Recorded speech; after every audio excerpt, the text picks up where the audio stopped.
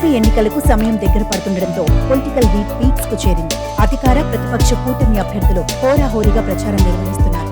అయితే ఎన్నికల ప్రచారంలో తలకు బ్యాండేజ్ అంటించడం ఇప్పుడు సెంటర్ ఆఫ్ అట్రాక్షన్ గా మారింది. సినిమా సెలబ్రిటీల నుంచి సోషల్ మీడియా ఇన్ఫ్లుయెన్సర్స్ వరకు అందరూ ఇదే ట్రెండ్ ఫాలో అవుతున్నారు. ఎన్నికల ప్రచారంలో జగన్ పై రాయి దాడి జరిగింది. అప్పటి నుంచి నుదుటిపై బ్యాండేజీతో మేమంతా సిద్ధం బస్సు యాత్రలోనే సీఎం దర్శనమిచ్చారు. ఇటీవలే వైసీపీ మేనిఫెస్టో విడుదల సందర్భంగా సీఎం జగన్ నుదుటిన బ్యాండేజీ లేకుండా కనిపించారు. దీంతో కూటమి నేతలు జగన్ పై సెటైర్లు దంచుతున్నారు. కొందరు టీడీపీ నేతలైతే బ్యాండేజీ వేసుకుని సెటైరికల్ గా ప్రచారం నిర్వహిస్తున్నారు. గుడివాడ టీడీపీ ఎమ్మెల్యే అభ్యర్థి వెనిగండ్ల రాము నుదుటిపై బ్యాండేజీ వేసుకుని పల్లెబాట పట్టారు.